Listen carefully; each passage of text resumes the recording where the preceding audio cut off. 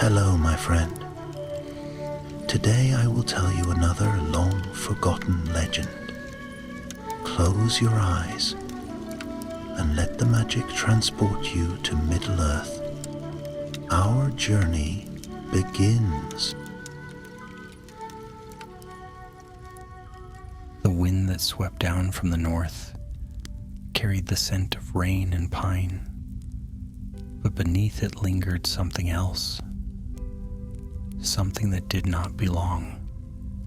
In the glades around Rosgobel, the rabbits no longer stirred at dawn, and the birds had grown wary of song. It was as though the forest itself held its breath. Radagast the Brown stood before his cottage, staff in hand, watching the gray light creep across the fields. His robes were the color of autumn bark, frayed at the hem and patched in places with moss. A hedgehog nestled in the folds of his sleeve, snuffling softly. Behind him, the crooked chimney of Rosgobel's hearth sent up a thin wisp of blue smoke. "Two still by half," he murmured, frowning. His voice was gentle, yet it carried an edge that made the hedgehog twitch. The robins should be calling. The thrushes should be feeding. Something has driven them deep. He lifted his staff, carved from an ash branch older than memory, and whispered a word in the tongue of Yavanna's children. The air trembled, and from the shadows of the trees came a small shape. A brown bird, feathers ruffled, wings quivering. It landed upon his shoulder, its eyes darting nervously. "What news, little friend?" Radagast asked. The bird's voice was thin and hurried. "Smoke. In the east. Trees falling. The ground shakes where no storm walks. Orcs, master, and worse things with them." Radagast's face darkened. "Orcs this near to Rosgobel? Nay, they would not dare." "They dare," the bird chirped, shuddering. "They come by night, and they follow a man in red." The wizard stood silent for a time, his thoughts turning toward the dark fortress far to the south, Dol Guldur, where once the necromancer had ruled in secret. It had been cast down, yes, but evil had a way of seeping back into cracks left unwatched. "Go tell your kin to stay clear of the eastern glades," he said softly. "And if you see the foxes, bid them move west until I return." The bird darted away into the trees. Radagast turned toward his door, where a hare waited anxiously. "Tell Bjorn's folk that Radagast rides tonight," he said. "The forest grows uneasy, and the darkness stirs again." The hare bobbed once and bounded off into the undergrowth. Within the cottage, the wizard moved with quiet haste. He gathered herbs, flasks of clear water, a small satchel of lembas gifted long ago by Gandalf himself. His eyes lingered on the hearth, where a pot of stew simmered. He sighed. "So much for supper." Outside, the sky was dim with cloud. He mounted a great brown horse, though some whispered it was no horse at all, but a creature of the woods that had taken such a shape to bear him.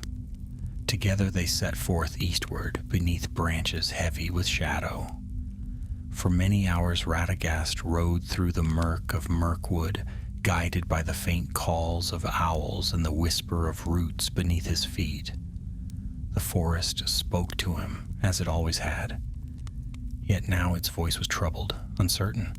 Once or twice he glimpsed movement among the trees, a flicker of eyes, a rustle of fur, beasts fleeing westward in frightened haste. By moonrise he came upon a clearing, blackened as if by fire. Charred trunks jutted from the earth like the ribs of some fallen giant. The stench of burning clung to everything. At the center of the clearing stood the remains of a small woodman village. Radagast dismounted and knelt beside the ashes. The ground was still warm. Scattered among the wreckage were crude black arrows, barbed and foul-smelling. He touched one lightly and drew back, grimacing. Orc work, without question, but there was something else.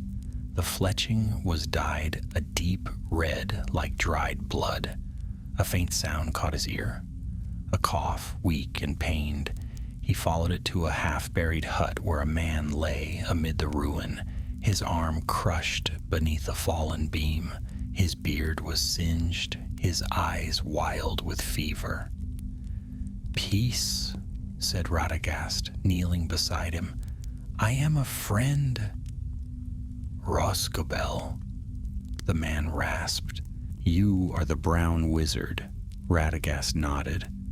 "What happened here?" The man's voice was hoarse. "They came with the dawn. Orcs and a tall one among them wearing red mail. He spoke the black tongue, but not as the others did. He sought something. Said it was buried under the old watchtower near the stream. When we refused to guide them, they burned the village." The wizard's expression hardened. "And this red captain, did you see his face?" The man coughed again, shaking his head, hidden behind an iron mask. But his eyes, they were not orc eyes. They burned. Radagast bowed his head. "Rest now. You have done all you could." He placed a hand upon the man's brow, murmured a blessing, and when he lifted it, the villager's breathing had eased into quiet stillness. The wizard rose slowly, his staff gleaming faintly in the moonlight. "A man in red armor leading orcs," he said aloud, "and seeking the ruins near the stream." He knew that place. The old watchtower had been built in the elder days by the woodmen to guard against spiders and darker things. Few dared go near it now, for it lay too close to the old shadow of Dol Guldur. Radagast looked to the east, where the treetops glowed faintly with reflected firelight. His gentle eyes grew grim. "So it begins again," he whispered. He turned his horse's head toward the darkness and rode on, toward the heart of the forest, where the enemy waited, and where the first blood of the new dawn would soon be spilled. The night deepened as Radagast rode eastward beneath the twisted boughs. Mirkwood was old, older than the memory of men, older even than the songs of the wood elves who dwelt beneath its canopy. It was a forest that remembered every wound, every sorrow, and it whispered of them still. The path before him wound between roots like coiling serpents through fog that clung low to the ground. Owls called from the darkness, but their voices were strained, uneasy. The wizard's horse, or beast that only wore the shape of one, moved with care, its hooves making no sound upon the moss. When the first pale light of dawn began to touch the eastern leaves, Radagast came upon a narrow brook winding through the forest. The water was clear but sluggish, and the stones beneath it glimmered faintly with red silt. He dismounted and crouched beside it, frowning. The air was heavy with the smell of iron. He dipped his fingers in the stream. The water was warm. "Blood," he murmured, "not from beast nor bird. This is the blood of men." From above came a faint flutter, and a raven alighted on a branch. Its feathers were black as ink, and its eyes gleamed like coals. "Speak, friend," said Radagast softly. The raven tilted its head. "Death walks ahead of you, brown wizard. The red captain hunts the ruins. He seeks what should never be found. Then I must reach them before he does." "You are too late," croaked the bird. "He is already there, and the ground has opened for him." Radagast's gaze sharpened. "You have seen him?" "I have. His armor is the color of the setting sun. His helm hides his face, but his voice, The raven shuddered. It burns the air when he speaks. He commands the orcs with words of fire. The wizard rose, brushing his hand against the trunk of an ancient beech. The enemy's servants grow bold. Tell the others to keep away from the eastern glades. I go to meet him. The raven took flight, vanishing into the mist. Radagast pressed on, following the stream southward. The forest thickened, branches clawing at his cloak. Once or twice he glimpsed the glimmer of eyes watching from the shadows, wolves, gaunt and hungry, who dared not draw near. By midday he reached a ridge overlooking a wide hollow. At its center stood the broken remnants of a tower, little more than a ring of stone, and a mound of earth swallowed by roots. The place was quiet, yet the ground was scarred with deep tracks and the blackened stubs of torches. Radagast dismounted, listening. The forest's silence pressed close. No wind stirred. Then from below came the faint sound of metal striking stone. He crept down the slope, weaving between trees. At the edge of the clearing, he stopped. A company of orcs moved among the ruins, black-armored and foul-smelling, their weapons slick with gore. They had torn away much of the earth, revealing a pit lined with ancient stone. From its depths came that same ringing of steel, and standing above them all was the figure the raven had spoken of, tall, broad-shouldered, clad in mail, the hue of dark wine. His helm was wrought like the visage of a serpent, and the air about him shimmered faintly as though the heat of a forge burned within. Radagast drew in a slow breath. "So it is true," he whispered. "A servant of the Black Númenóreans walks again." He watched as the Red Captain raised a gauntleted hand. The orcs ceased their digging at once. "It is here," the figure said, his voice deep and cold. "The relic lies beneath. Unearth it." Radagast's fingers tightened around his staff. The power that emanated from that armored shape was not that of a mere man. This was a being steeped in sorcery and malice, one who had stood close to the fire of Sauron's might. He might have stepped forth then, but a sudden movement caught his eye.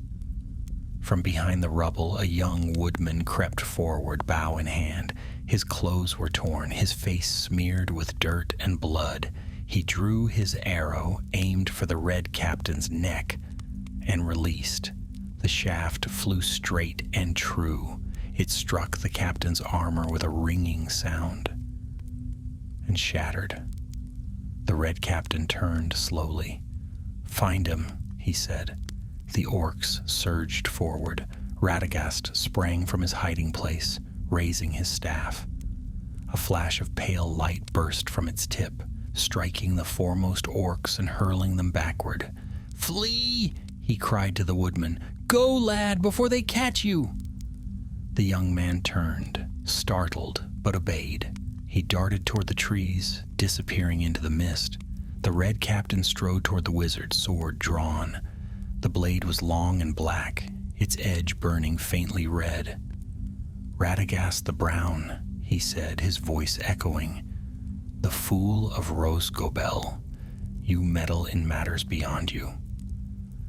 "I meddle only when the darkness stirs where it should not," Radagast replied. "Whatever lies beneath these stones, it must remain buried." The Red Captain laughed, a harsh, metallic sound. "You cannot stop the coming of dawn. The world will burn, and even your precious beasts will serve the flame." He swung his sword, and the air split with fire. Radagast raised his staff, deflecting the blow with a crack of thunder. The forest shuddered around them, leaves raining down like sparks.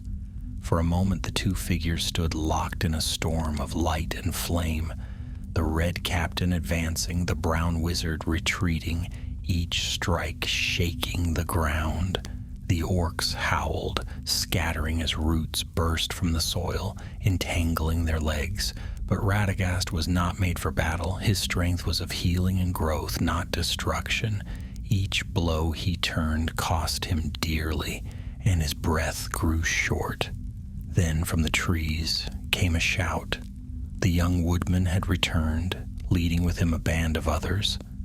Hunters and foresters armed with axes and spears. They fell upon the orcs with fierce cries, cutting them down amid the roots. The Red Captain snarled. "So be it," he hissed. "Let the forest drink their blood. We will meet again, Brown Wizard." He struck his blade into the ground. Fire erupted around him, blinding and terrible. When the light faded, he was gone, and the ruins lay silent once more. Radagast fell to his knees, gasping. The woodmen gathered round him, their faces pale. "What was that creature?" one asked. "A herald of old evil," said Radagast quietly. "And he hunts a relic that must never be found." He looked down into the pit the orcs had dug. At the bottom lay a fragment of iron, half buried in the soil, a circlet wrought in the shape of thorns. It glimmered faintly with red light, pulsing like a heartbeat. Radagast's heart sank. "Valor preserve us," he whispered. "The circlet of fire endures." He turned to the men. "We must bury it again, deep where no hand may reach it, and we must move swiftly, for the Red Captain will not rest." The woodman obeyed, working through the night until the pit was filled once more. But the air above it remained warm, and the ground smoked faintly, as though something beneath still breathed. When dawn came, the sky was streaked with red, and Radagast knew that this dawn was not the light of hope, but the first flare of a fire yet to come. He mounted his horse, weary but resolute. "There will be blood before this is done," he said softly, "and Mirkwood will not know peace again until the shadow is driven out once more." Then he turned westward, the crimson light of morning at his back, and rode toward the hidden paths of the forest, where new allies and greater perils awaited. The forest was restless. For many days, Radagast journeyed westward through Mirkwood's winding paths, where shadows fell thick as smoke and the trees whispered of blood. Though the Red Captain was gone, his presence lingered, like a wound in the earth. The beasts had fled deeper into the green gloom, and even the air felt heavier, as though it bore the weight of some unseen curse. Radagast rode in silence, his mind burdened with grim thoughts. The circlet of fire. He had not spoken that name aloud since the elder days, when Sauron's servants still roamed the north in secret. It was said to be a fragment of the Dark Lord's early craft, a crown forged to command flame and ruin. The wise believed it lost forever, buried beneath the ashes of Dol Guldur. But now it stirred again, and with it the malice of its master. On the third night he came upon a clearing lit by moonlight. Smoke rose from the center, not from fire, but from the ashes of another ruined camp. The bodies of orcs lay scattered about, and among them the slain forms of men. Radagast dismounted and knelt beside one. The man's hair was fair, braided in the fashion of the woodman, and his hand still clutched a broken spear. His face bore no fear, only weariness. A voice spoke behind him. "We found them this morning. They fell defending their kin." Radagast turned. A young man stepped into view, his tunic torn, his bow strung but lowered, the same youth who had stood with him at the ruins. Baron, son of the wood, his eyes were hollow with grief yet steadfast. "Your people are brave," Radagast said quietly. Bravery buys little against fire and sorcery, Beren replied. The Red Captain's raiders struck us 2 nights past. We slew many, but he is gathering more. The forest itself turns strange around his path. Radagast studied the youth for a moment. You fought well before, though you risked much. Why did you return to the ruins? Beren hesitated. My sister was taken. They said she would be brought to the tower to serve as guide to the caves beyond the stream. I came back to find her, or die trying. The wizard's gaze softened. Then we shall find her together. But you must do as I say, for this foe is no mere man. The young woodman nodded. I will follow. They camped that night beneath a great oak whose roots twisted like the limbs of sleeping beasts. The moonlight flickered upon their faces, and far in the distance wolves howled. As Beren slept, Radagast spoke in low tones to the wind and the leaves. Creatures came to him out of a badger, a fox, 2 owls, and he sent them forth to seek signs of the Red Captain's host. When dawn came, pale and cold, the wizard already knew their path. Southward they rode, toward the foothills, where the forest thinned and the shadow of Dol Guldur once fell. The land there was gray and barren, the soil scarred by old fire. Few dared wander so near the ancient stronghold, for even after its ruin the stones whispered of torment. By midday they reached the ruins of an old bridge spanning a dry riverbed. There, crouched beside a heap of broken masonry, a stocky figure waited. A dwarf, broad-shouldered, his beard bound in copper rings. His axe rested across his knees, and his eyes were sharp beneath thick brows. So the bird was right, the dwarf said as Radagast approached. The brown wizard walks again. Daenil, son of Brokir, Radagast greeted him warmly. It has been many winters since we last met. Aye, and each one colder than the last. Daenil rose, glancing toward Beren. You bring a lad into dark country. Does he know what walks here? Beren straightened. I know enough. My kin are dead or taken. I'll not stand idle. The dwarf grunted. Then you've more courage than sense. Still, I'll not gainsay the wizard. He's brought me word of a relic lost to fire, and I mean to see it stays lost. The 3 set off together, moving swiftly through the woods. The dwarf's knowledge of the land proved keen, and he led them along forgotten trails, once used by hunters and trappers. As they went, Radagast listened to the earth beneath his feet. It trembled faintly, as though something deep below was stirring in its sleep. By evening they reached the foothills. The trees thinned, giving way to a wide hollow, where the remains of a fortress wall jutted from the soil, black stone veined with red. Around it, smoke curled upward from a dozen campfires. Orcs and men moved among them, their banners marked with a crimson serpent. At the camp's center stood the Red Captain, his armor glinting dully in the dying light. They've made their lair here, Daenil muttered, peering from behind a fallen log. Bold as you please. That one's no common warlord. Radagast nodded grimly. He seeks the relic still. The tower's ruins were but the first gate. Beneath these hills lie the old tunnels of Dol Guldur, vaults where many foul things were wrought. Beren's hand tightened on his bow. If my sister is alive, she's in there. The wizard's eyes narrowed. Then we go tonight. When the moon rose, they crept down among the stones, silent as ghosts. The guards were many but undisciplined, and the beasts of the night aided them, bats wheeling above to confuse the watchmen, and mists creeping low to shroud their steps. They reached the edge of the camp unseen.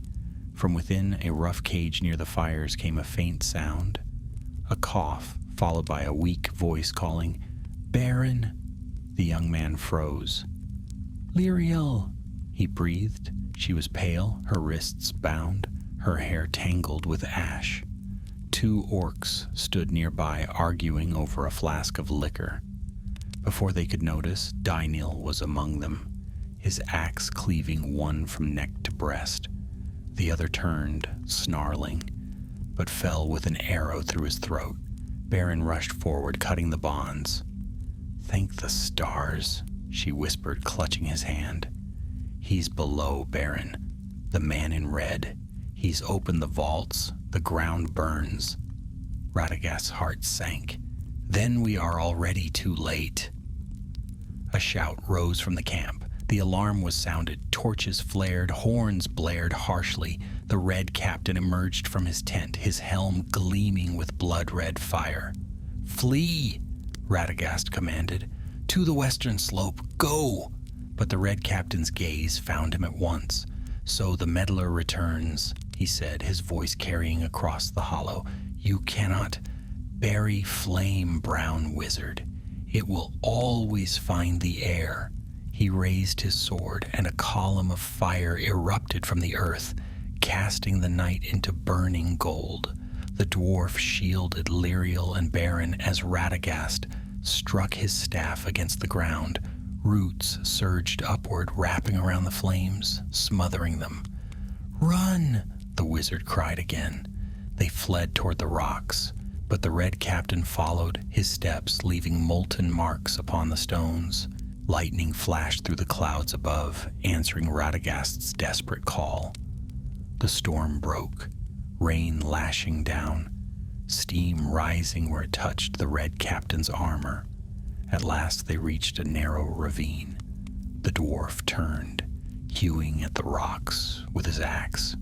With a crack like thunder, the slope gave way, sending a torrent of stone crashing down between them and the pursuing horde.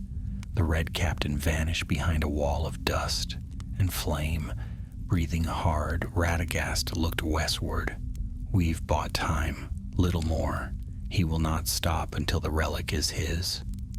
Baron held his sister close, then will not stop either. The wizard placed a hand upon the young man's shoulder. "Very well, but what comes next will test more than courage. The Red Captain's strength grows, and I fear we've seen but a shadow of his true power." The rain fell harder, washing blood and ash from the stones.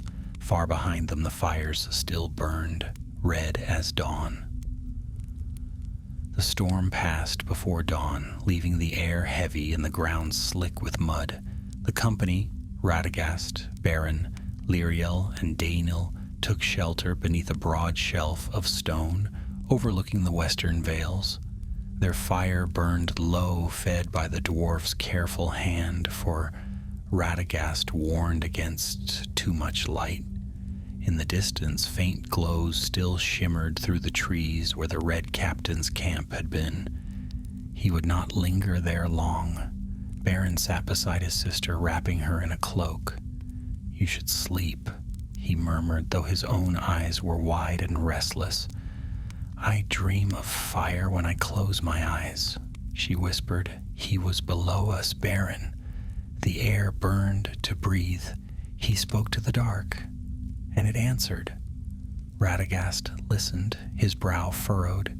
"Did he carry anything when you saw him? A blade, a relic, a fragment of iron, perhaps?" Liriel nodded slowly. He held a circlet in his hand, bound in chains of black steel. It glowed red, like a coal from the forge.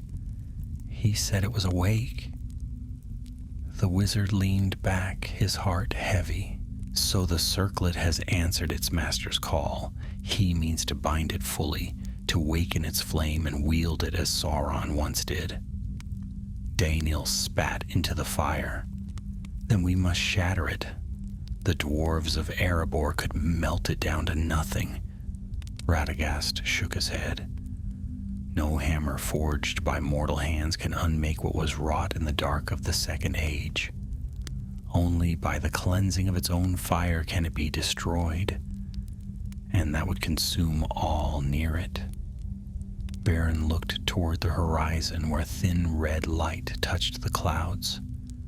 Then what hope is left? The same hope that ever was, Radagast said softly. That courage and friendship may yet stand where strength alone would falter. They rested until the sun climbed pale above the forest. Then, gathering their few supplies, they set out westward toward the vales of Anduin. The way was rough, and the land still bore the scars of older wars. Stones blackened by ancient fire and fields where nothing green had grown for many years. Radagast's mind turned often to Gandalf and the White Council. He longed to send word to his old friend, yet the winds themselves seemed twisted. Ravens and thrushes carried his messages, but few returned. Something was stirring in the east that choked even the speech of birds. For 3 days they journeyed, avoiding the main trails. Once they glimpsed riders passing along the southern edge of the forest. Men in dark armor, their banners bearing the crimson serpent. Scouts of the Red Captain searching. They hid until nightfall before daring to move again. On the 4th evening they reached the edge of a ravine where a narrow stream ran cold and swift. Across the water rose a cluster of cottages, the outpost of the Northmen known as the Greenwood Watch. Smoke curled from chimneys and torches flickered along the palisade. Beren hailed the guards, and soon they were welcomed within. The captain of the watch, an older man with a scar across his cheek, greeted them warily. Radagast of Rosgobel? We had thought you vanished into the woods years ago. I go where the forest calls, the wizard replied, and now it calls with fear. The Red Captain's host moves north, and his purpose is dark beyond measure. The captain frowned. We've heard tales, fires in the night, travelers vanishing, beasts fleeing westward. But men in red armor? That is new? He is no common man, Radagast said gravely. He bears a relic of the shadow. If he reaches the open vales, your walls will not hold him. The captain's hand tightened on the hilt of his sword. Then what would you have of us? Time, said Radagast. A few days' shelter. My companions must rest, and I must send word to those who may yet aid us. Permission was given, and they were shown to a small hall near the gate. That night the wind changed, blowing from the east, and it carried the faint scent of ash. Radagast could not sleep. He sat alone beneath the stars, murmuring to the night. A small owl came to him, trembling. They come, master, it whispered. The Red Captain rides with fire at his heels. He crosses the southern hills. How many? Too many for the watch to stand. Radagast rose swiftly. Then we must not meet him here. If he seeks the river, he means to reach the caves beyond it, the ancient forges of Dol Guldur's slaves. There lies the heart of the flame. Before dawn, he roused the others. We ride north, he said, to the Gladden fields. The reeds there will hide us, and from there we can strike where he least expects. Daenel grunted. You mean to face him again so soon? I mean to keep him from awakening the circlet. If he binds its will to his own, all the woods of the east will burn. They set out before sunrise, slipping away from the watch unseen. Behind them the first horns of alarm echoed faintly. The Red Captain's army had reached the outpost by midday, and the sky above it darkened with smoke. For 2 days, Radagast's small band rode without rest. The land grew marshy and strange, thick with reeds that whispered as they passed. The air smelled of stagnant water, and the cries of unseen birds echoed across the flats. At last, they reached the edge of the Gladden River.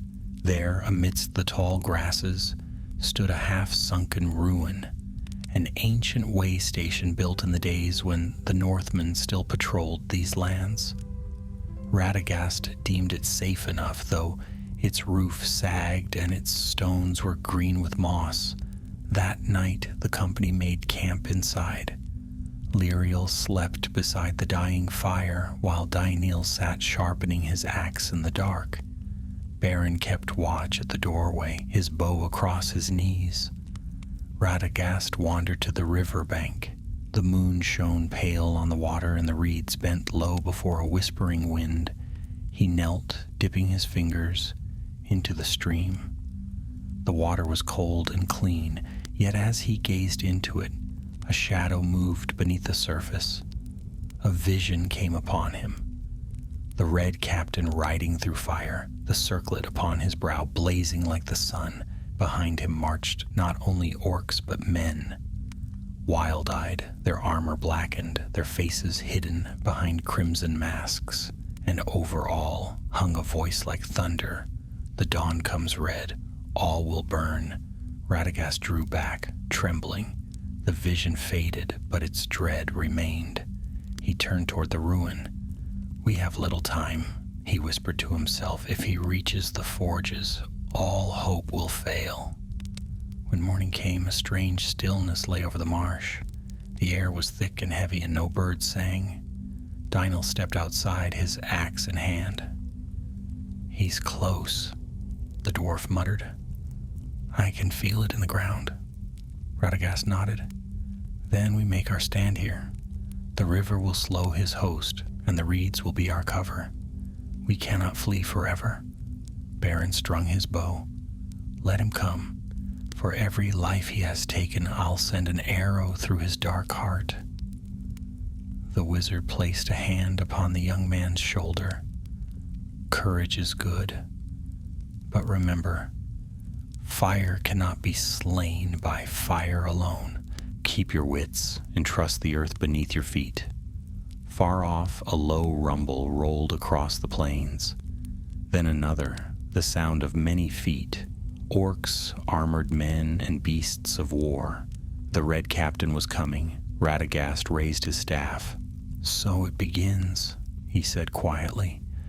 "The dawn he promised, but it shall not be his alone."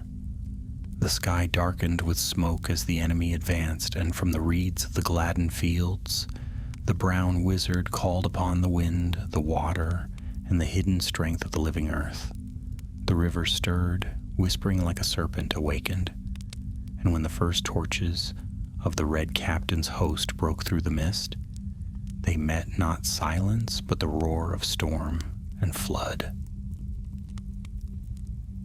The dawn rose shrouded in gray mist over the Gladden fields.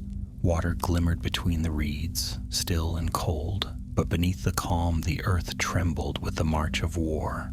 From the eastern hills came the sound of drums, deep, relentless, like the heartbeat of some vast and merciless creature. The Red Captain was coming. Radagast stood upon a low mound overlooking the marsh, his robes damp with dew, his staff planted firm in the soil. Around him the morning air hummed faintly. Birds had vanished, beasts had fled. Only the whisper of the river answered, moving sluggishly through its winding course. Dainil and Beren crouched nearby among the reeds. The dwarf's armor was dull with mud, his axe gleaming faintly. Beren's bow was strung, a quiver of arrows at his side. Liriel remained within the ruins behind them, tending to the fire and watching the horizon. "They will come through the ford," Dainil muttered. "The stones there are shallow. That's where I'd lead them, were I him." Radagast nodded. "Then that is where the river must turn against him." The dwarf glanced up, You mean to call the waters? If the earth still remembers mercy, said the wizard softly, it may lend us its strength. The first scouts appeared not long after. Orcs mounted on wargs, black-armored and snarling. They rode ahead of the main host, sniffing the air, scanning the reeds. Radagast raised his staff and murmured a word. The wind shifted, carrying the scent of the marsh away from them, veiling the companions in mist. The wargs prowled nearer, growling low. Baron's fingers tightened on his bowstring when one beast drew too close, its nostrils flaring. The young man loosed an arrow. It struck the creature through the eye, and it fell with a strangled cry. The other warg turned, but Daenil's axe flashed once and buried itself in its skull. "Quickly," hissed the wizard, "hide the bodies. The host will be upon us soon." They dragged the corpses into the water just as the main army reached the ford. Through the haze they saw them, ranks upon ranks of orcs and wild men, banners of red and black flapping in the chill wind. At their head rode the Red Captain, his armor glinting like molten iron, the circlet of fire resting upon his brow. The very air around him shimmered, and where his horse's hooves struck, the grass smoked. He raised his sword, and the drums ceased. For a moment the world held its breath. Then his voice rang out across the fields, deep and commanding, filled with cruel power. "Burn the reeds. Cleanse this mire. The dawn is mine." Torches flared. Fire spread quickly through the dry grasses, hissing and snapping. Smoke rolled across the water. The wizard lifted his staff high, and his voice answered the fire with thunder. "Not this dawn," he cried. "By Yavanna's hand and by the life that yet endures, you shall not pass unchallenged." Lightning tore through the clouds. Rain fell in sheets, driven by wind. The flames sputtered, steam rising where they struck the river. The Red Captain turned his gaze upon the hill where Radagast stood. "So the hermit of Rosgobel dares stand against flame," he said, his voice echoing. "You cannot quench the fire, old fool. It is in the heart of all things." "Then I will remind it who gave the first spark," Radagast answered, striking the ground with his staff. The river rose with a roar. Waves surged through the ford, sweeping away orcs and men alike. The current twisted like a living thing, dragging their torches down into darkness. The Red Captain's horse reared, but he spurred it forward, fire bursting from its hooves. He rode straight into the flood, the water hissing and boiling around him. "You cannot drown fire," he bellowed, and his sword burst into flame, cutting through the torrent. Radagast felt the heat wash over him, even from the hill. The circlet upon the captain's brow burned like a sun, and its voice whispered in the wizard's mind. "All things that live shall burn, even you, servant of Yavanna." The brown wizard gritted his teeth, pressing his palm to the soil. "Not while the roots remember the rain." From the depths of the earth, roots surged upward, thick, twisting limbs of oak and willow, wrapping around the Red Captain's steed. The beast screamed, flailing, and the river closed over it. For a moment, the captain vanished beneath the flood. "Is it done?" Baron whispered. Radagast shook his head. "No, the fire will not die so easily." And indeed, from the churning waters rose a figure wreathed in flame. The Red Captain strode forward, each step turning the flood to steam. His armor glowed white-hot, and the circlet blazed brighter than before. "Fool of the forest," he roared, "you have only fed the flame." He thrust his sword forward, and a wave of fire swept toward the hill. Daenil leapt before Radagast, his shield raised. The The blast struck, hurling him backward, his beard smoking. Beren loosed arrow after arrow, but they burned to ash. Before striking, Radagast raised his staff once more. Then let earth and sky bear witness. He spoke words older than stone, words that only the valor might recall. The clouds above darkened, swirling. Rain turned to hail, and the wind howled with fury. The very river rose up like a wall, crashing down upon the burning figure. For a heartbeat there was silence, then an explosion of steam and light. When it cleared, the Red Captain was gone. The circlet of fire lay half buried in the mud, its glow fading. Beren stumbled forward. "Is it over?" "Not yet," Radagast said. He knelt beside the circlet, wrapping it in a cloth of woven leaf and whispering a prayer. "It sleeps again, but not for long. The spirit within it will wake. We must take it far from here, somewhere it cannot be found." Daniel groaned, rising to his feet. "I've had enough of fire and water for one day. Where would you take such a cursed thing?" "To the mountains," said the wizard. "To the deep halls of the dwarves, where stone is strong and secrets lie hidden." Beren looked to the east, where smoke still drifted above the hills. "And the Red Captain?" Radagast's face was grave. "He lives. Fire cannot be drowned, only delayed. But he is wounded and his power broken. For now." They gathered what they could and left the marsh before nightfall. Behind them the gladdened fields lay scarred and blackened, the reeds burned to ash. Yet already the first drops of rain began to fall again, and small green shoots pushed through the mud. As they rode westward beneath the waning light, Radagast looked back one last time. "So ends the first flame," he murmured. "But the dawn he promised still smolders. We have won a battle, not the war." In the distance, lightning flared again, but this time it was far to the south, above the dark horizon where Dol Gulder's ruins brooded. The shadow had not fallen silent after all, and somewhere beneath that ruin, in chambers untouched by sun or moon, a voice whispered softly, "The fire sleeps, but dawn will come again." The wind that swept across the vales carried with it the scent of ash and wet earth.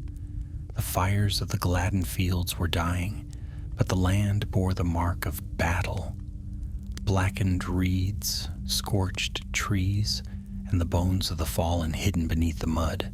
Radagast rode at the head of the small company, his eyes fixed upon the distant mountains, where the sun now dipped low behind a shroud of cloud. In his satchel, wrapped in cloths of leaf and bark, the circlet of fire lay heavy. Though it no longer glowed, Radagast could feel its heat through the wrappings. It was not a warmth of comfort, but of smoldering malice, waiting to awaken. The wizard knew that even wounded, such a relic could not be carried for long, without peril. Behind him rode Daniel the dwarf, his axe slung across his back, and Beren with his sister, Lyriel. They said little, all were weary, their minds shadowed by the memory of flame. The Red Captain's host had been scattered, but not destroyed. Somewhere in the ruins and marshes eastward, the dark warrior still lived, bound to the fire that had forged him. The road west was long and treacherous.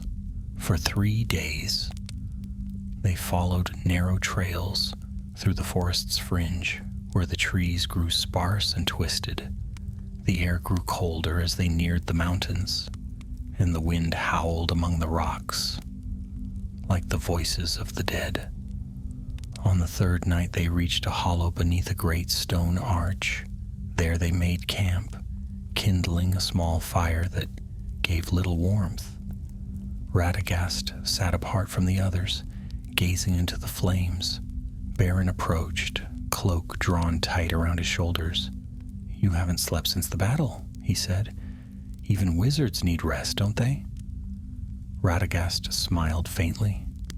"Aye, perhaps, but not while the shadow stirs in the east. The circlet whispers in my dreams, words of fire, of awakening. I dare not sleep too deeply." Beren frowned, glancing at the bundle near the wizard's staff. "Then cast it into a chasm or crush it beneath stone. Why carry such a curse?" "Because destruction is not always the end," Radagast replied. "This thing was made with the will of Sauron himself. Even broken, its spirit endures. If cast aside, it might one day be found by hands far less wary than ours. No, it must be taken to those who still guard the deep places of the world. The dwarves of Khazad-dûm once knew the secrets of unmaking." Dynel snorted from where he sat, sharpening his axe. "Khazad-dûm? That road is closed, wizard. The halls are black and silent. None enter there now but the dead." "Perhaps," said Radagast softly, "but there are other ways and older vaults, yet hidden beneath the mountains. If stone remembers the craft of its making, then somewhere within it lies the key to the flame's undoing." The night passed without speech, yet in the small hours before dawn, Liriel awoke with a cry. The others rushed to her side. She trembled, eyes wide, staring into the darkness beyond the firelight. "He was here," she whispered, "the man in red. I saw him standing among the trees." Beren drew his knife. "Dreams, sister." "No dream," she said. "He looked at me. His eyes burned through the dark." Radagast rose swiftly, his staff aglow with pale light. He moved to the edge of the hollow, scanning the trees. There, faint and fleeting, a shadow moved, tall and still as a statue outlined by the moon. For a heartbeat, 2 red sparks glimmered where its eyes should be. Then it was gone. "The Red Captain lives," Radagast murmured. "His body was broken, but his spirit endures. The circlet still calls to him." Dynel spat into the dust. "Then we ride faster. If he follows, let him chase us through the stones. The dwarves are not easily hunted."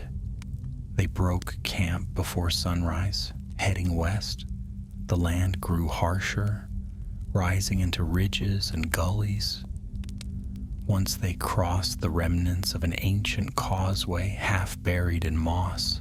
The stones bore carvings, dwarven runes so old that even Dynel could not read them. By midday they reached a gorge where a narrow stream wound through the rocks.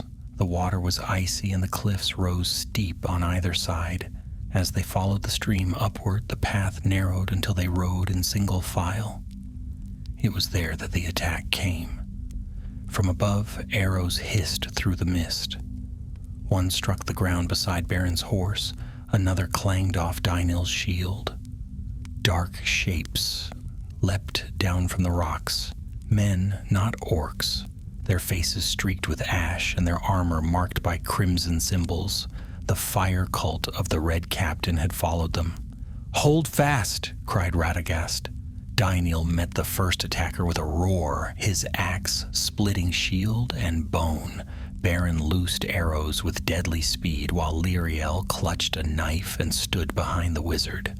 But more foes poured down, shouting praises to their Lord of Dawn. Radagast struck the ground with his staff. The earth trembled and roots burst from the soil, entangling the cultists.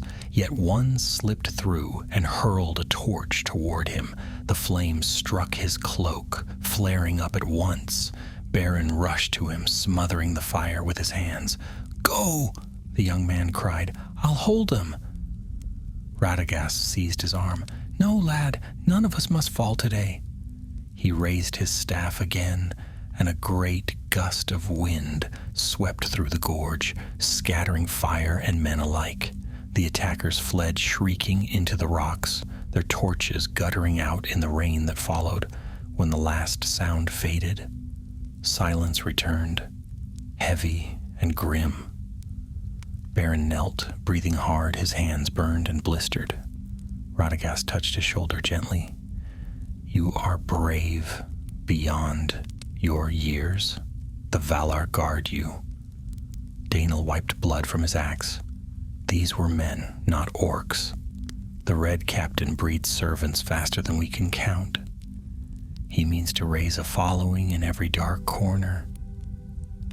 "Aye," said the wizard, "the shadow feeds on fear, and flame calls to those who would see the world burn." They pressed on, though their strength waned. The mountains loomed close now, their peaks hidden in cloud. As dusk fell, they came upon a narrow cave beneath a crag of black stone. There they took shelter once more. Radagast sat apart, unwrapping the circlet. Its metal was dull and cold, but faint embers glowed within the grooves of its runes. The fire within was waking again. He felt its presence in his mind, whispering, "You cannot flee me, servant of beasts. I am the dawn, and the world shall burn anew." He closed his eyes, forcing the voice away. "Not while I still draw breath."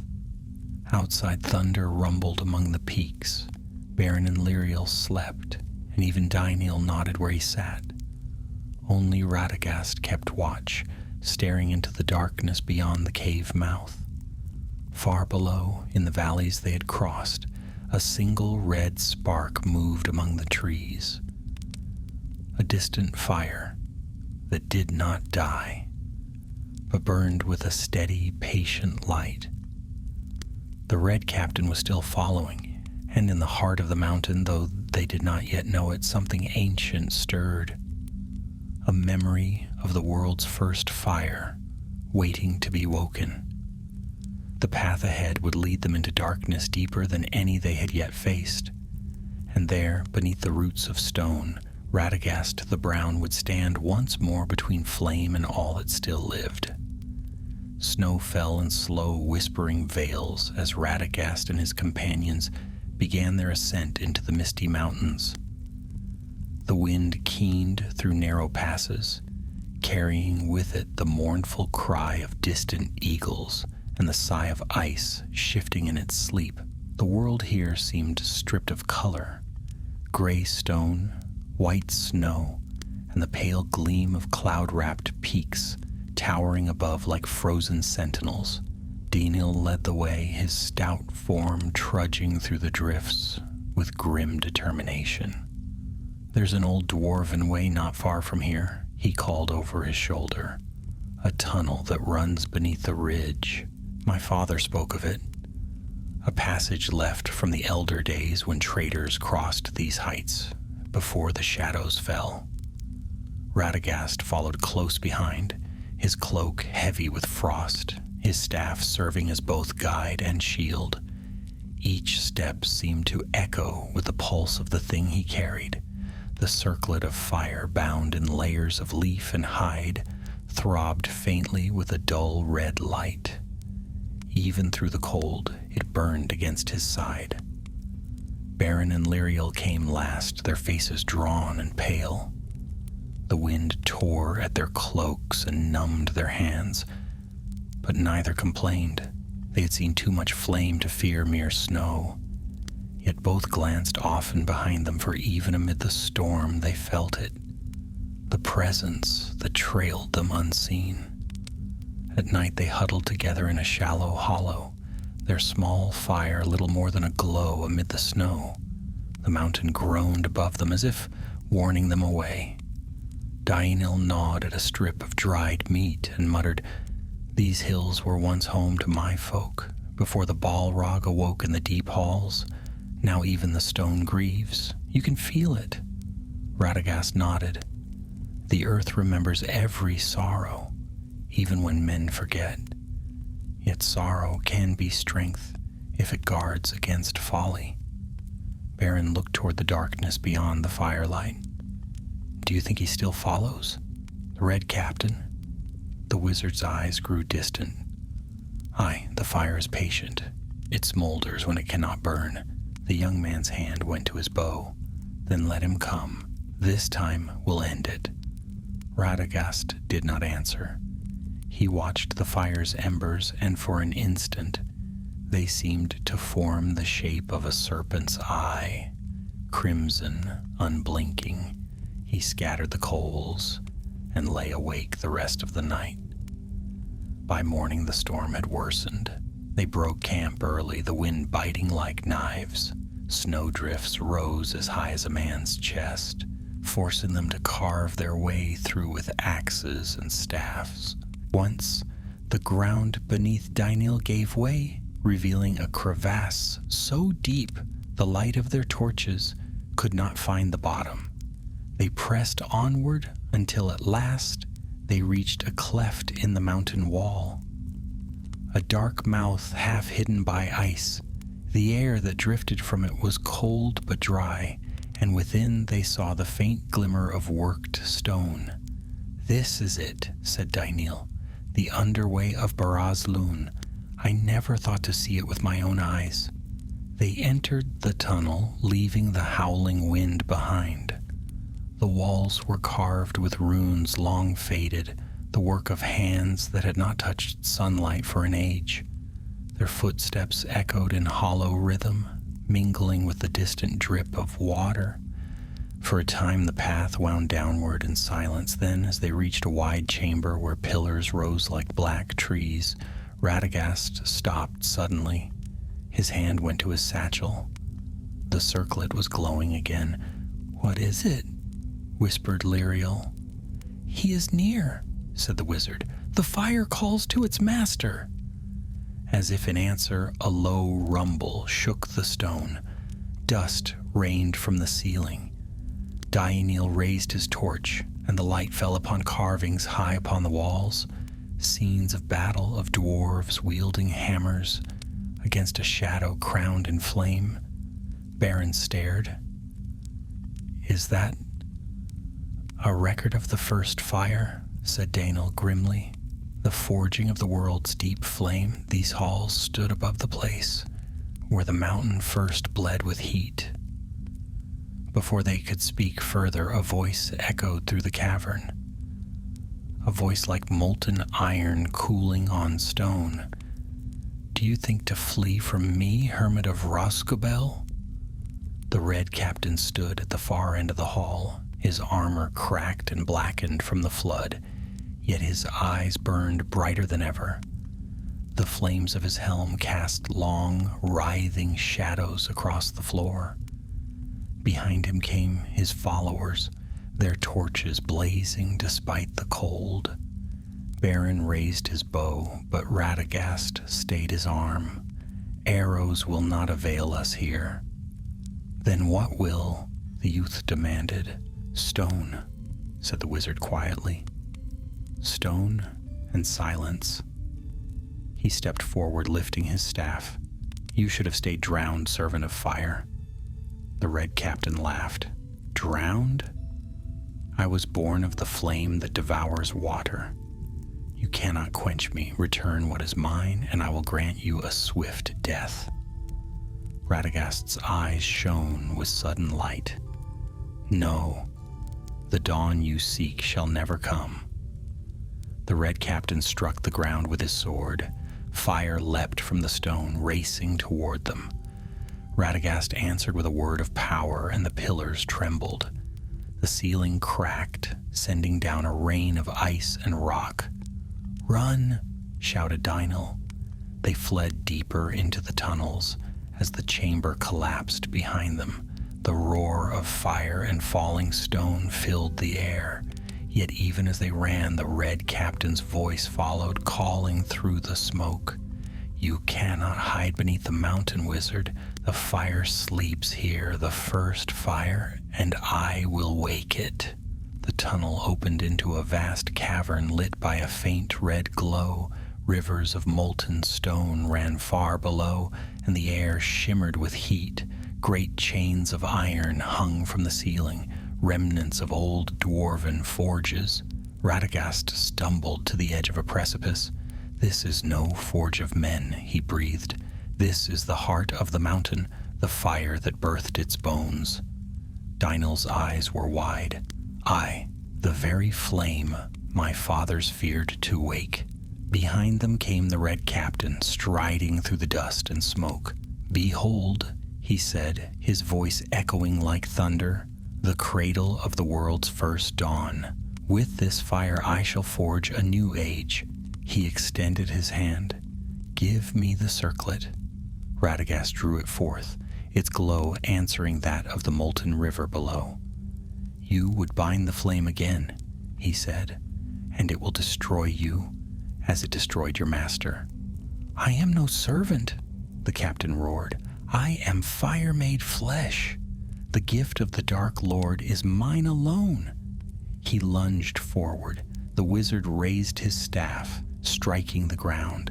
The stone beneath them split, and from the chasm burst a column of light and fire so bright that all fell back before it.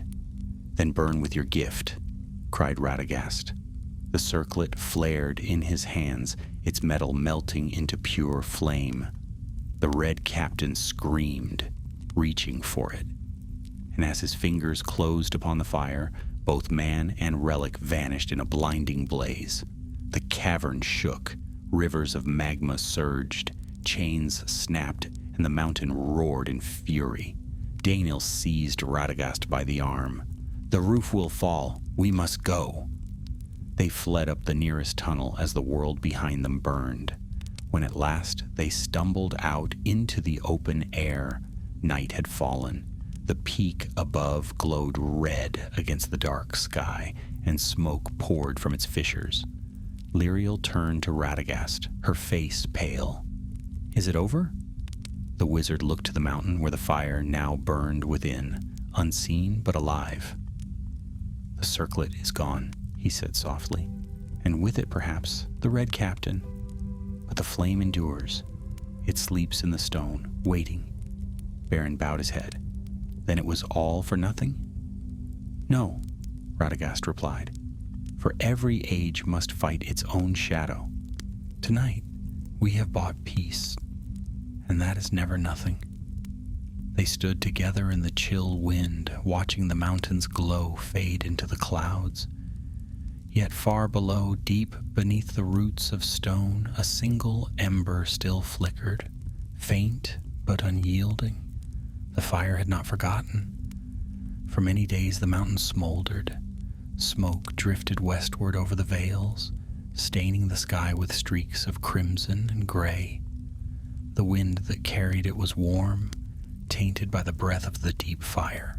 Yet when at last the rumbling ceased and the peaks grew still, Radagast and his companions began the long descent toward the forested lands below. The journey was slow, for the paths were broken by stone and ash. Dynel limped from a wound taken in the flight, his beard singed, though he bore it without complaint. Baran walked beside his sister, guiding her over the treacherous rocks. She had said little since the fire's eruption. Her eyes were distant, filled with the reflection of that dreadful light that had swallowed the Red Captain whole. Only Radagast seemed tireless. His gaze never left the eastern horizon, though his face was pale and his step unsteady. The circlet was gone, yes, melted into the molten heart of the world, but he felt its memory still, pulsing faintly in the marrow of the earth. Fire such as that could never truly die. It merely slept, biding its time. On the 5th day, they reached the lower slopes, where the snows gave way to green once more. There the forest met them like an old friend, scarred but living. The trees bowed in the wind, their leaves trembling with whispers of home. The wizard knelt, pressing his hand to the moss, and a faint warmth spread through the ground. "The forest breathes again," he murmured. "The roots remember kindness." They made camp in a glade bordered by birch and pine. A stream ran nearby, clear and cold, and the air smelled sweet with rain. For the first time in many weeks, they allowed themselves rest. Beren and Liriel slept beside the fire while Daenil sat sharpening his axe, humming a low song in the tongue of his people.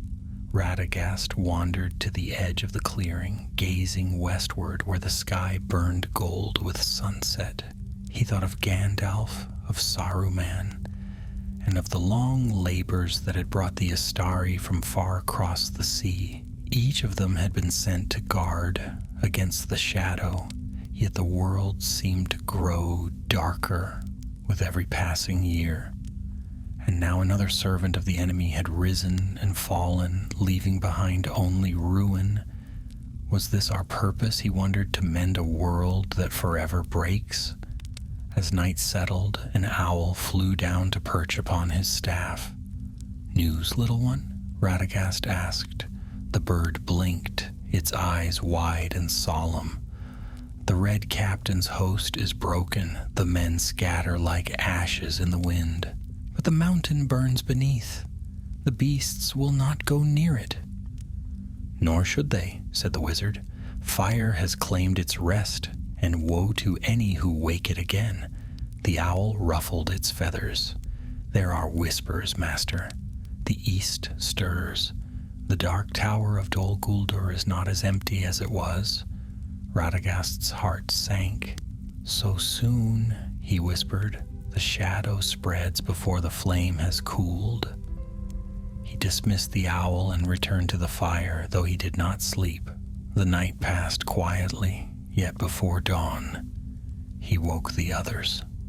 "We must return to Rosgobel," he said. "The forest will need tending, and there are messages to send to the Grey Pilgrim if he still walks the northern roads."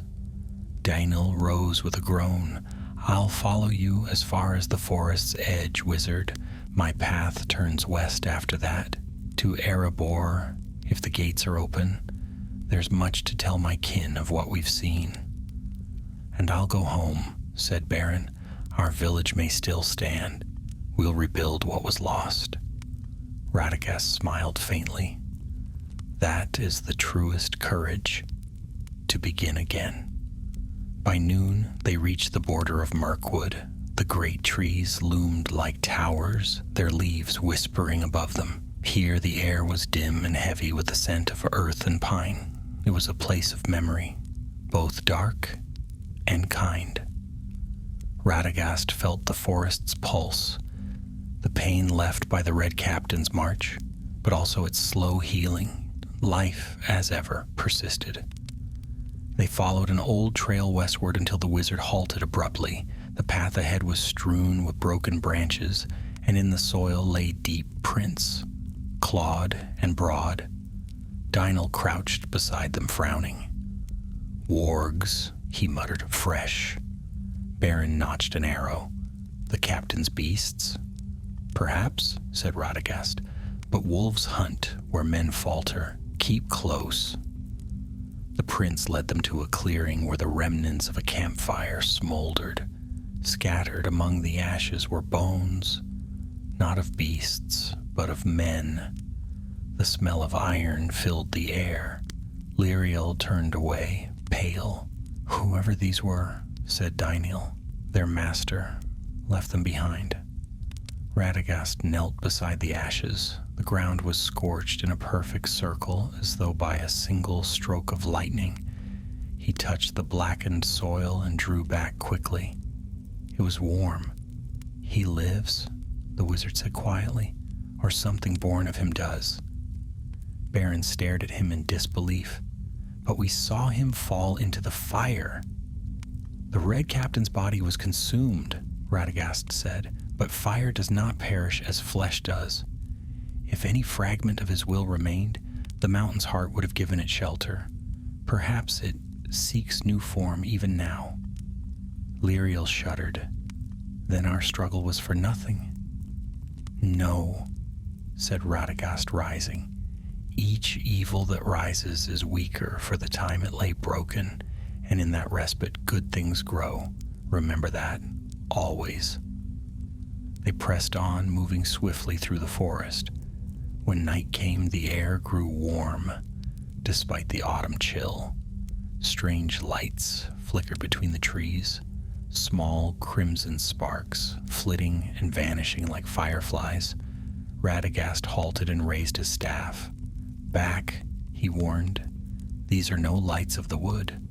The sparks gathered into a single glow, forming a shape, tall, cloaked, and faceless. Its voice was a whisper of flame. "You carry my ashes, brown wizard. I will not be forgotten." Daenel's axe flashed. "Begone, wraith!" But the spirit laughed, the sound thin and cold. "You cannot bury the dawn. It returns each day, no matter how dark the night." Radagast lifted his staff high. "Then let this night have no dawn for you." A light blazed from the staff's head, white and pure as the morning star. The shadow shrieked and burst apart, scattering into embers that died upon the ground. Silence fell once more. Lyriel clutched her brother's arm. "Is it ended?" "For now," Radagast answered, "but the shadow of fire never dies. It waits, patient as stone. Still, the forest endures, and while it does, so shall we." By the time they reached Rhosgobel, the stars were bright above the trees. The wizard's home stood untouched, the garden wild but thriving. Beasts came forth to greet him. Rabbits, foxes, even a small bear cub. He smiled for the first time in many weeks. Daenel clasped his hand. "You've my thanks, Radagast. You've the heart of a warrior, even if you'd rather talk to birds." "And you," said the wizard, "have the soul of a poet, though you hide it beneath all that iron." The dwarf laughed, and together they shared one last meal before parting at dawn. When the others had gone, Radagast stood alone at his gate. The wind rustled the leaves, carrying faint echoes of thunder from the east. He turned his face toward the sound.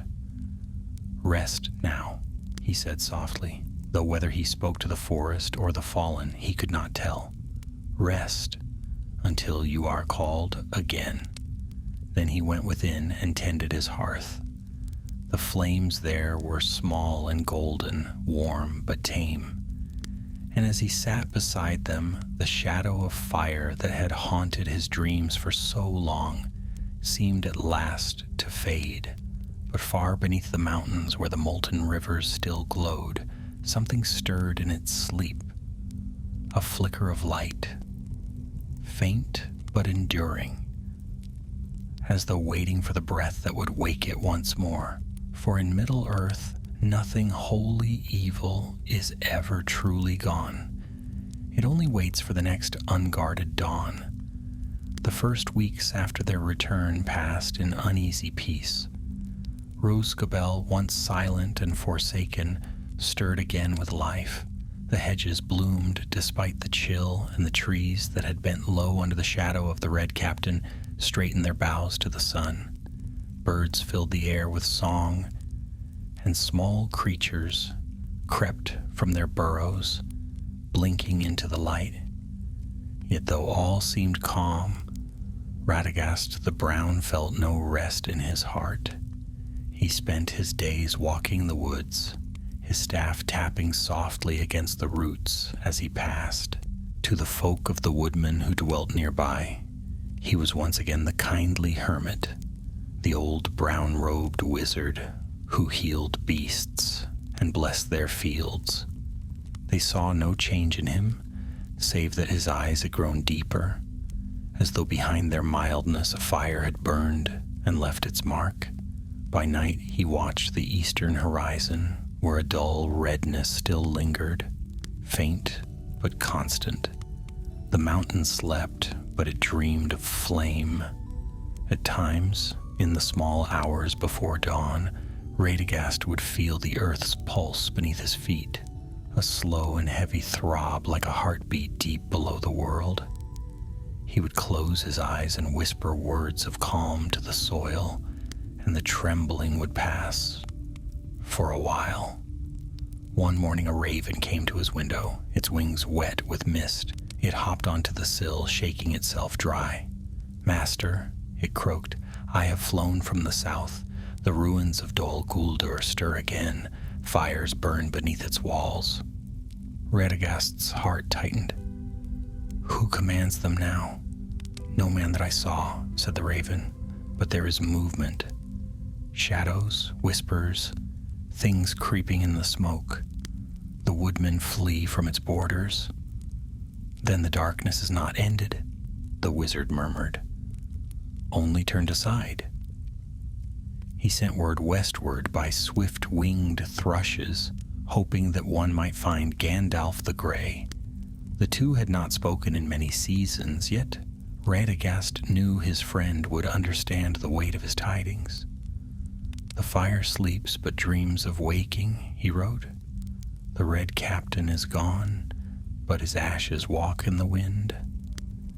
Days turned to weeks, and though his messages vanished into the wide world, no answer came. The winter crept down from the north, painting the forest silver. Still the wizard's unease grew. One evening, as the first snow began to fall, Beren and Liriel returned to Rosgobel.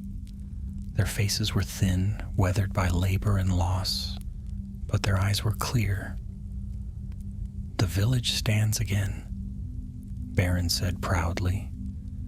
"The folk have rebuilt the houses, and the fields bear crop. We came to thank you, Master Radagast." The wizard smiled warmly. "I did little.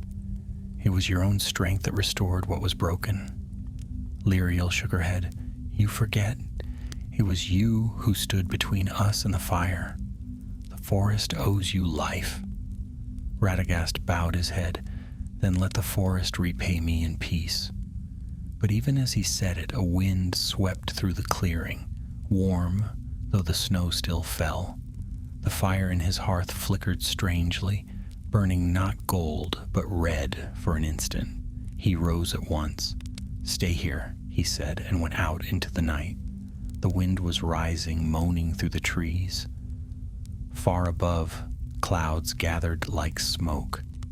He followed the current of air until he reached a small glade where a great oak stood. There, upon its lowest branch, perched a creature like no bird he had seen. Black as soot, with eyes that gleamed as embers. It watched him silently. "What are you?" he asked. The creature's voice was soft as falling ash. "A memory." Radagast lifted his staff. "Of whom?" "Of the one you cast into the mountain." "He cannot die, wizard. Fire does not die. It moves, it spreads. You scattered him to the wind, and I am that wind." "Then you are nothing more than smoke," said Radagast, "and smoke is easily blown away." The shadow bird laughed, a sound like crackling flame. "You have forgotten, hermit of the woods, that even smoke chokes the air. Tell your beast to flee. The east will burn again, and not even your roots will withstand it." Before Radagast could speak, the creature burst apart into sparks and vanished into the sky. The wind fell still. Only the oak remained, its branches smoking faintly. The wizard returned to his house, grave of face. Beren rose at once. "What was it?" "A herald," Radagast replied, "a spark of what once was. The Red Captain's spirit lingers, perhaps not whole, but hungry still." "Then we must fight it," Beren said fiercely. "We've done so before." Radagast looked at him kindly. "You cannot fight smoke with sword or bow. This battle belongs to the wise, and even they may falter." Dynel arrived 3 days later, weary but alive. Snow clung to his beard, and his cloak was torn. "I came through the high pass," he said. "The goblins there are restless, and in the deeps below there are fires again.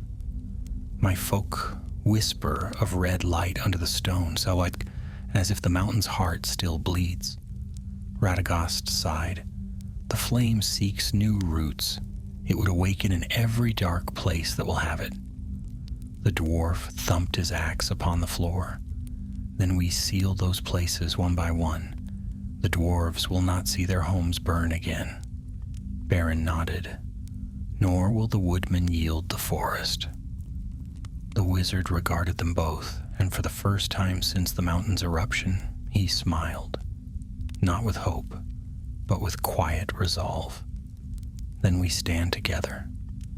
The shadow may rise, but it shall find us waiting. That night they forged their small pact beneath the stars. The dwarf would carry warning to the western hills, Beren would rouse the woodmen, and Radagast would tend to the creatures of the wild that none might be taken unawares by the creeping flame. It was little enough, but in the long wars of the world, great deeds often began with small oaths spoken by firelight. When the others slept, Radagast walked once more into the forest. The snow glowed faintly under the moon, and the trees stood silent as sentinels. He knelt by a frozen pool, gazing at his reflection. His face was lined, his beard tangled, but his eyes were bright, the color of green leaves after rain. "You see too much, old fool," he murmured to his reflection, "and yet never enough." He looked eastward where the sky was clear. A faint redness pulsed there, far beyond sight. Not flame, not yet, but promise. He could feel it like a heartbeat in the distance. "The fire sleeps," he whispered, "but the world turns, and dawn will come again. Perhaps not bloody this time, if the Valar will it." He rose and walked back through the trees, his staff tapping softly against the snow. Behind him the forest sighed, and the wind answered like a low, lingering breath. The night was long, but in the east, beyond the mountains, a thin light trembled on the horizon. Not red, but pale gold, the color of true morning, and though he knew it would not last, Radagast smiled. For every shadow that rose, the world had a dawn to answer it. Still, deep in the roots of the mountains, unseen and unfelt by any living thing, a single ember stirred, drawing breath. The story of the fire was not yet done. Winter deepened across Middle-earth. The rivers froze, and a pale hush fell upon the lands. Yet beneath the stillness the world was stirring. In the east, unseen by most, shadows crept once more from their broken lairs. Whispers moved among the dark places. Whispers of flame of a figure once clad in crimson armor, whose spirit sought flesh again. Radagast knew it before any messenger could tell him. He felt it in the roots of trees and the trembling of the beasts that fled westward. His birds brought him tidings daily, orc bands prowling beyond the borders of Mirkwood, men vanishing near the old ruins of Dol Guldur, and the smell of burning grass carried on the wind. The shadow was not gone, it was growing again.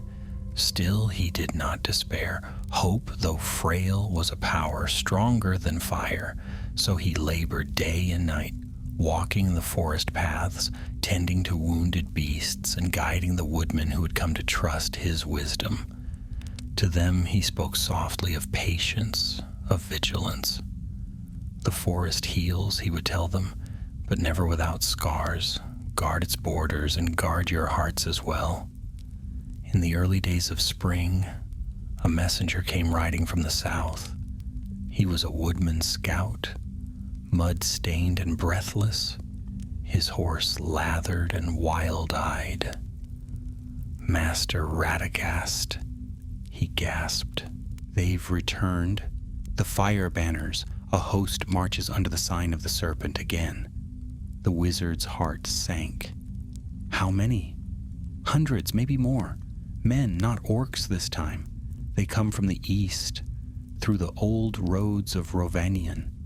Their leader is cloaked. They say his eyes burn red in the dark. The Red Captain, or something wearing his memory. Radagast thanked the man and sent him westward to warn the others. Then he turned to his animals, calling them forth from forest and field. Ravens, foxes, deer, and bears came at his summons, gathering around him beneath the great oaks of Rosgobel. "My friends," he said, "the fire stirs again. It seeks to claim what life still breathes in these woods. Go forth and watch, but do not fight. The forest must not burn anew." The creatures scattered into the trees, swift and silent. Only one remained, a great brown stag with eyes deep as amber. It knelt before him, lowering its head. "Will you stand with me, old friend?" the wizard asked. The beast bowed once more, and Radagast laid a hand upon its brow. "Then we shall meet fire with earth." That night he wrote again, his ink made from oak, gall, and ash. The letter he bound to the leg of a thrush, whispering, "Seek the grey pilgrim, or failing him, the Lord of Rivendell, tell them the flame has rekindled." Then he turned to the east and waited. By the third day, smoke was visible on the horizon, dark plumes rising above the trees. Villages burned along the forest's edge. The enemy was closer than he had feared. From the eaves of Mirkwood, refugees fled westward, bringing tales of a voice that commanded fire itself. "He walks again," they said. "The man in red walks again." Beren returned to Rosgobel with a band of woodmen warriors, armed with axes and bows. Their faces were grim, their hearts hardened by memory. "You stood against him once," Beren said. "We'll stand with you again." Radagast nodded, though sorrow weighed upon him. If he truly lives, this battle will not be won with strength alone, but the forest will not yield. Dynil came also, leading a small company of dwarves from the western hills. "Our scouts found forges burning beneath the mountains," he said. "We quenched what we could, but the fire runs deep. My folk will fight beside you, wizard, until the embers die." So it was that the woodmen and the dwarves joined under Radagast's command, a strange host gathered not for conquest, but for defense. They built watchfires among the glades, sharpened stakes, and dug trenches near the clearings. The wizard walked among them, speaking blessings, though he bore no weapon save his staff. On the eve of battle, the air grew hot and heavy. The wind smelled of iron and smoke. Radagast stood upon a small hill, overlooking the plain, the stag beside him. "He comes," the wizard said softly. And indeed, across the fields, torches moved like a river of flame. The Red Captain had returned. He no longer wore armor of steel, but of shadow and fire. His form flickered, like a thing half-born from the world below, and around him marched men whose eyes gleamed with madness, bound to the will that consumed them. They bore banners marked with the crimson serpent, the same sigil that had haunted the forest once before. "Radagast of Rosgobel," the voice thundered, carrying over the plain. "You thought to drown me, but fire is eternal. Yield your forest, and I shall spare your beasts. Resist, and all will burn." The wizard stepped forward, leaning on his staff. "You are no more than a memory wearing borrowed flame. The forest does not fear shadows." "Then let it burn in truth," cried the Red Captain. He raised his hand and the torches blazed higher. Fire leapt from the ground, racing across the grass toward the trees. The woodmen loosed their arrows, the dwarves hurled stones and axes, but the fire moved as if alive, hungering. The first line of men broke before its heat. Radagast struck his staff upon the earth. A sound like thunder rolled through the forest.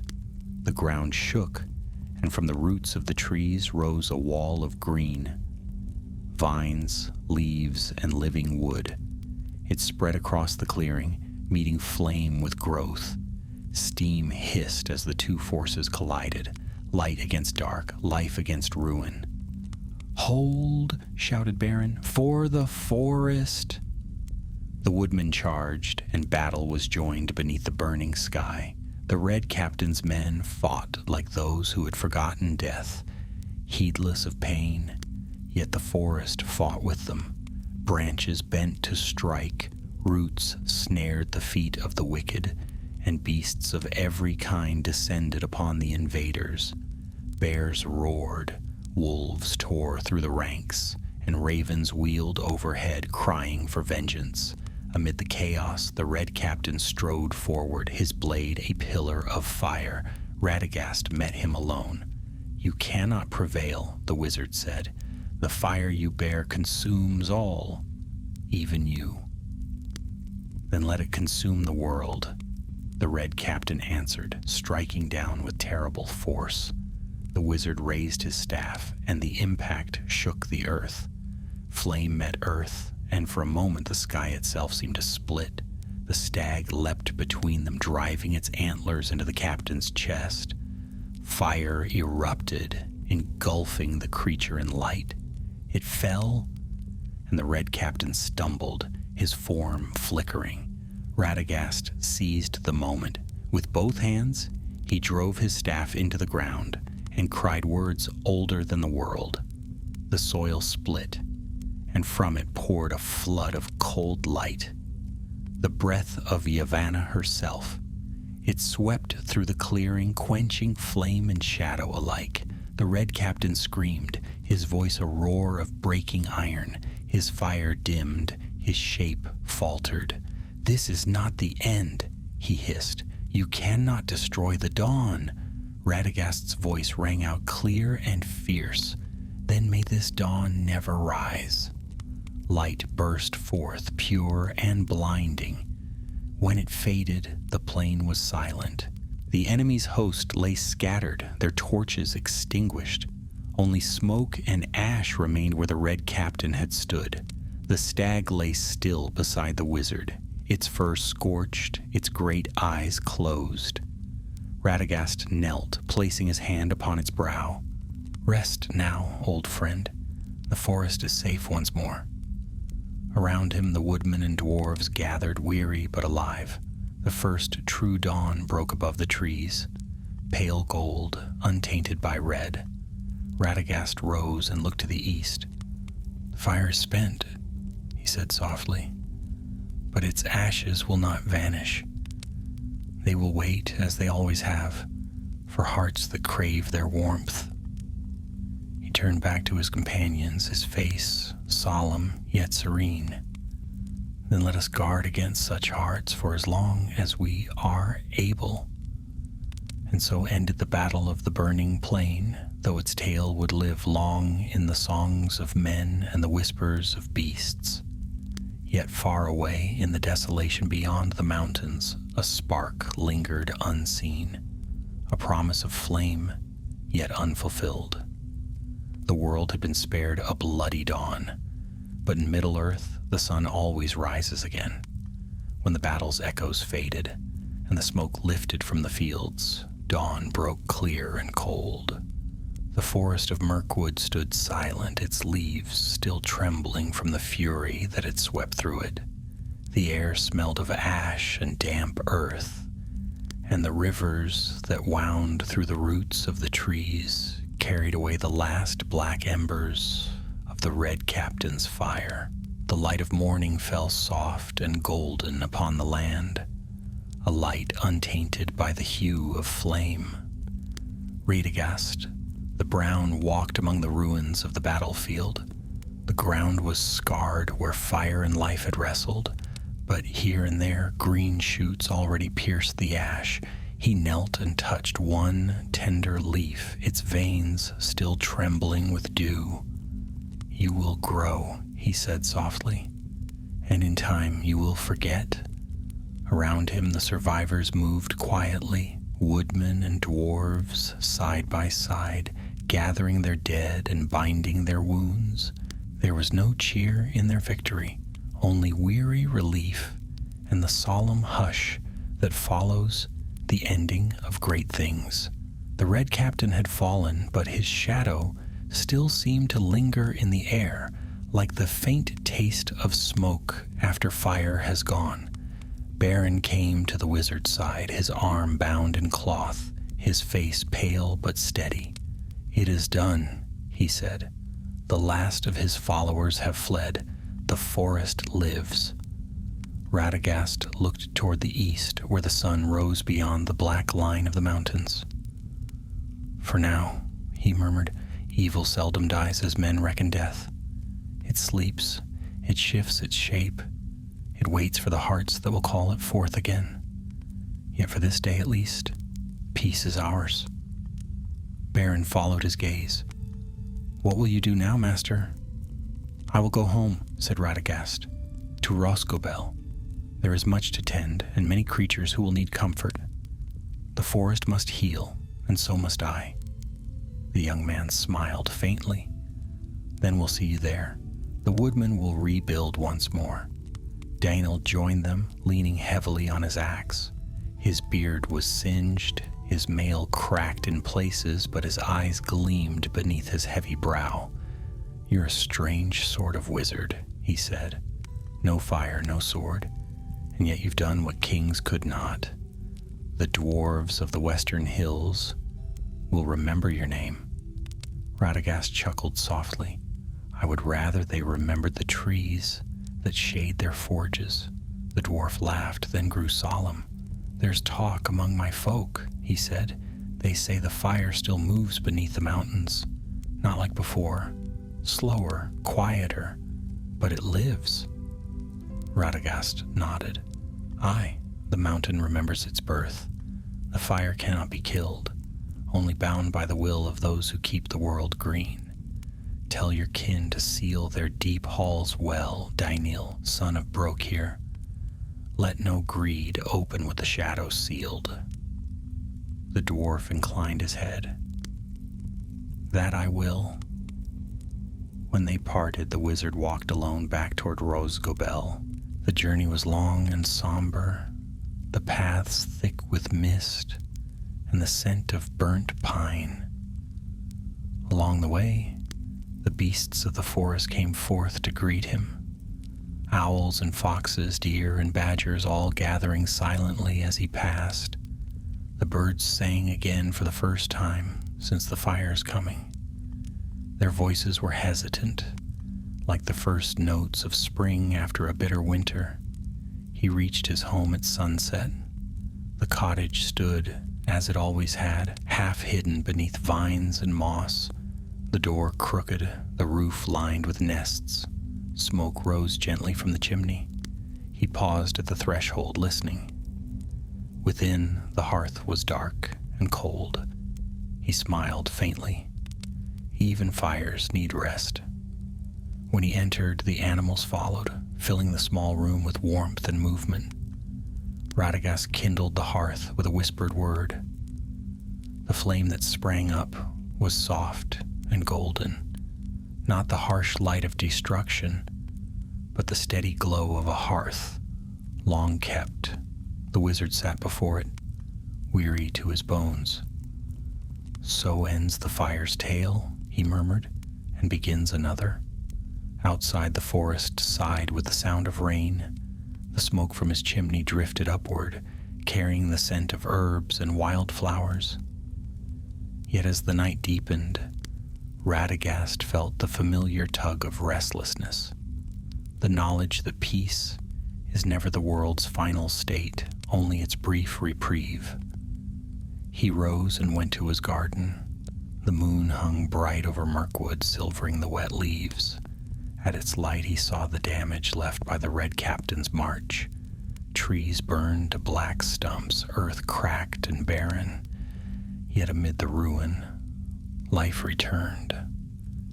Green shoots curling upward, drawn by the moon's gentle call. He knelt and laid his hand upon the soil. "Sleep well, my children," he said. "Dream of rain, not fire." As he spoke, he felt a stir in the air, not wind, but presence. From the shadow between two trees stepped a tall figure, cloaked in gray. His beard was white as frost, and his eyes shone keen and bright. "Gandalf," said Radagast, smiling. The gray pilgrim bowed his head.